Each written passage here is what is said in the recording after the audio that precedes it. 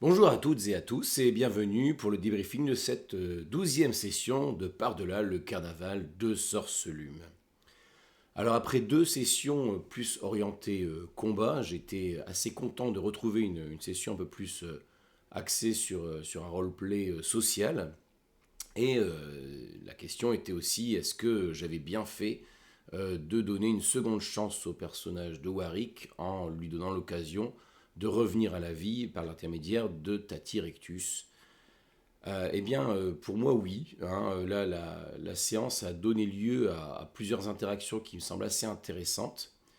Et donc, ça me donne l'occasion de revenir sur un point, c'est la notion d'arc personnel. C'est-à-dire que là, dans la campagne, il y a un arc général, il y a une progression de l'intrigue au fur et à mesure de l'exploration des différents royaumes. Mais je voulais mettre aussi en place une progression des arcs plus personnels liés à chaque personnage. Et en particulier pour Warwick, ça fonctionne assez bien, puisque donc là, il y a eu deux choses qui ont eu lieu durant cette séance. C'était la confrontation avec Tati Rictus, qui était sa mère adoptive. Elle l'avait kidnappé quand il était plus jeune, elle l'a élevé. C'est également également qui lui a appris la magie. Mais en même temps, c'était aussi sa tortionnaire, c'était aussi, ça lui avait fait du mal. Il avait réussi à la fuir en la laissant quasiment pour morte. Donc c'était intéressant pour moi de voir comment il allait être confronté à ce personnage, à son réveil, ce personnage qui a quand même accepté de lui rendre la vie, et comment il allait la récompenser pour ça, selon la loi de la réciprocité qui a lieu en féerie. Et là, c'était intéressant que Rougalin intervienne aussi pour lui rappeler aussi cela. Et donc là, j'avais des idées en tête, le sourire, le rire, et finalement la proposition qui a été faite par le joueur, le pardon, est une proposition qui est tout à fait intéressante et tout à fait valable, qui me donne l'occasion de réutiliser ça par la suite d'une prochaine confrontation avec Tati Rictus. L'autre point, l'autre personnage issu de l'arc personnel de Warwick, c'est la dryade Confeuillue dont il était amoureux. Et donc là, ça faisait un moment que je voulais organiser cette rencontre, et finalement, c'est pas plus mal qu'elle ait lieu un peu plus tard que ce que j'avais pensé. Je voulais la mettre plutôt en première partie de ce chapitre, et finalement, je n'ai pas eu l'occasion de la poser. Et donc finalement, c'est pas mal que ça arrive après qu'il ait récupéré son sourire, parce que ça donnait une sorte d'image miroir aussi avec la dryade qui, elle, a été privée de son arbre et qui est plongée dans un profond désespoir. Donc là, j'ai réutilisé la rencontre qui est proposée dans le livre en l'adaptant pour essayer de pousser justement le développement de cet arc personnel pour Warwick. Donc là, c'est ça l'idée, c'est soit d'introduire de nouveaux personnages, comme Tati Rictus, sachant que ces personnages, encore une fois, ont un lien, j'ai décidé de les raccrocher au carnaval, à l'histoire globale des deux carnavals, et puis, ou alors de réutiliser les rencontres prévues, mais en leur donnant une couleur appropriée, attachée à un des personnages. Donc là, ça fonctionne plutôt bien pour Warwick. Le défi maintenant, c'est d'essayer de ne pas laisser les autres en plan aussi, et de pouvoir consacrer suffisamment de temps pour développer leurs propres arcs, pour Bélas, pour Rougalin, qui ne se sentent pas en second plan et qu'ils aient aussi l'occasion de voir évoluer leurs personnages.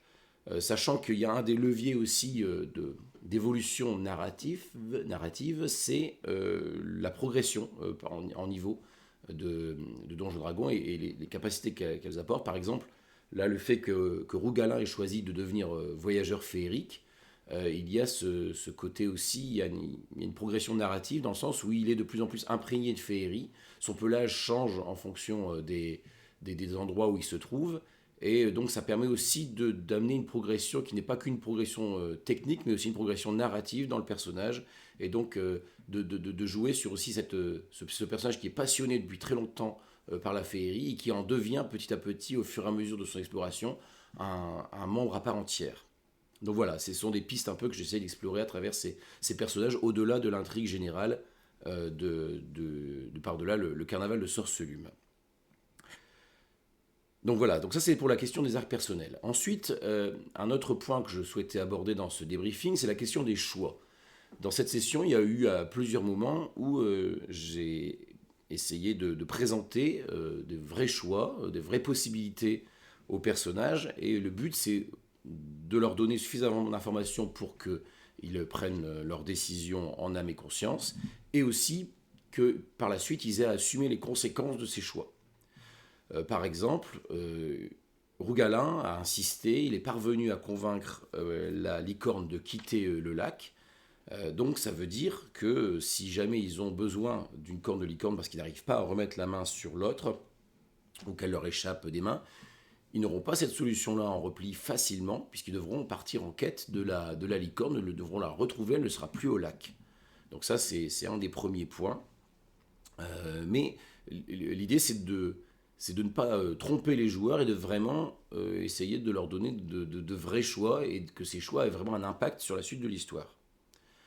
De même, sur le choix de qu'est-ce que Warwick propose en réciprocité à Tatirictus, voilà, c'est aussi un des points sur lesquels je voulais lui laisser le choix, je ne voulais pas lui imposer, je voulais je voulais pas qu'elle lui prenne de force quelque chose, je voulais que ce soit vraiment le personnage et le joueur qui offrent quelque chose au PNJ. Ensuite, donc il y a la question de où aller, hein, ça occupe une partie de la séance. Là, ici, se poser la question, donc c'est normal dans une campagne comme ça qu'il y ait des petits moments où on s'interroge. Et là, il y a quand même des vrais choix, hein, même si la suite de la campagne se déroule vers par-delà, et que c'est finalement ce qui a été choisi par les joueurs. Il y avait la possibilité tout à fait de retourner chez Skabata pour essayer de relibérer des enfants, peut-être avec un autre plan, peut-être avec une autre organisation, et on aurait joué à ce moment-là ce point-là. Il y avait la possibilité aussi de chercher à atteindre le carnaval, l'autre carnaval, hein, le carnaval d'Isolde, qui a été évoqué plusieurs fois. Et c'est pour ça aussi que je leur ai fourni des informations sur Gale, hein, l'enfant qui a emmené la corne de licorne, pour qu'il n'y ait pas de doute, qu'ils sachent exactement et très clairement où se trouve cette corne de licorne et que s'ils veulent aller la chercher, c'est là-bas qu'il va falloir aller. Donc quand ils vont y aller, c'est à eux de déterminer à quel moment ils vont faire ce passage, ils vont faire cette exploration. Mais c'était vraiment sur la table. Là, ils pouvaient tout à fait décider de ne pas aller vers par-delà et de réutiliser le miroir de Skabata pour atteindre le carnaval d'Isolde. Et c'est ce qu'on aurait joué. Donc encore une fois, là où c'est un peu plus délicat, hein, c'était sur les objectifs d'aller convaincre le Jabberwock ou d'aller directement au palais. Comme c'est une zone très dangereuse, voilà, là, je me suis permis de mettre quelques signes indicateurs pour dire attention, zone dangereuse, si vous allez là, c'est pas évident, c'est pas facile, et ça risque d'être compliqué à gérer. Mais il y avait quand même d'autres choix qui étaient présentés. Ils n'étaient pas obligés d'aller directement vers par-delà. Et enfin, dernier choix qui a été proposé lors de cette séance, c'était le choix du sauvetage de Cornélan et de Mishka, qui se sont perdus dans la forêt. Et donc là, je leur ai clairement posé les enjeux, hein. Soit ils prenaient du temps pour aller essayer de retrouver Cornélan et donc cette Mishka et Robin. Mais c'est en prenant le risque donc de se faire repérer par Skabata. Alors c'est vrai que ça, on ne l'a pas forcément remis en jeu, hein, puisque j'ai plutôt insisté sur la rencontre avec la Dryade. Mais ils auraient pu très bien décider de se précipiter, de laisser ça à la charge de Will et de partir vers par-delà, de quitter les lieux, de s'éloigner le plus possible de Skabata. Donc voilà, ça c'était possible aussi. Je pouvais éventuellement mettre en place la rencontre avec Skabata, demander des jets de discrétion si par exemple la rencontre avec la Dryade avait mal tourné, si par exemple elle avait décidé d'en vouloir à ce pauvre Warwick. Il y aurait pu avoir du bruit, il y aurait pu avoir des problèmes, et s'il n'avait pas eu aussi l'indication de la piste de Cornélan, j'aurais pu demander des jets aussi de pistage à Rougalin, et dans ce cas-là, les conséquences, ça pouvait être aussi de prendre du temps et risquer de se faire repérer par la sorcière. Donc l'enjeu, les conséquences étaient quand même bel et bien là. Dernier point à aborder, la question du guide. Donc normalement dans la campagne, le guide qui est prévu, c'est Giclette, hein, pour passer du côté de Par-delà. Donc là, le personnage, j'ai réussi à le réintroduire, mais comme je l'avais signalé dans un précédent débriefing, je l'ai introduit assez tard, ce personnage, hein. Là, j'ai tenu à ce qu'elle se manifeste, parce que je trouve que c'est un personnage qui est assez amusant dans sa conception, mais il arrive clairement trop tard. C'est-à-dire que je pense que c'est vraiment un personnage qu'il faut introduire avant l'exploration de Longue Souche, hein, pour qu'on puisse jouer à plein sur la récolte de l'huile de farfadet.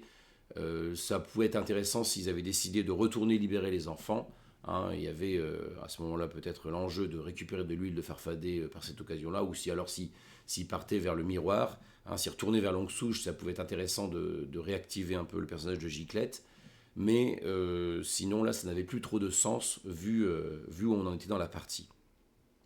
Donc j'ai préféré mettre en jeu Cornélan, qui a apporté d'autres informations, et ça me semblait aussi pas mal parce que, à part de là, il y a un autre personnage de l'Appel des Vaillants qui est présent.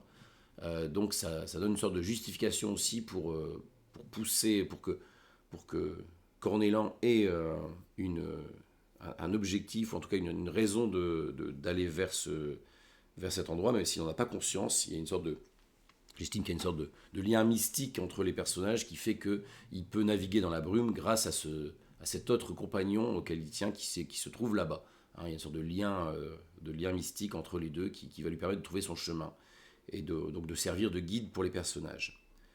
Donc voilà, donc ça a été l'occasion aussi d'introduire l'appel des Vaillants, qui avait déjà été évoqué, mais aussi la Ligue de la haine, hein, qui n'avait pas encore été évoquée, et aussi de rappeler que l'appel des Vaillants, dans ma conception de l'histoire, était là aussi non seulement à la poursuite de la Ligue de la haine, mais aussi à la recherche de compagnon, Isolde, hein, qu'il risque de retrouver par la suite dans l'autre carnaval. Alors, donc c'était l'occasion aussi de refaire un lien, puisque pour moi il y a une explication un peu entre une sorte de lien entre tous ces personnages. Donc voilà un petit peu pour ce débriefing, l'occasion de parler donc des arcs personnels, des différents choix à poser, et puis des conséquences que ça implique, et de mes choix en tant que guide pour les personnages. Donc voilà, on va les retrouver dans l'exploration de Par-delà, qui a une toute autre couleur aussi, et qui va leur réserver encore bien d'autres surprises.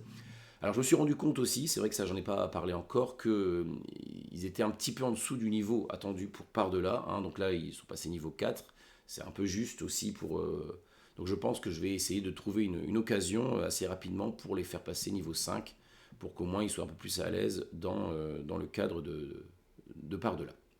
Voilà, donc je vous donne rendez-vous pour la prochaine partie et le prochain débriefing, et je vous dis à très bientôt.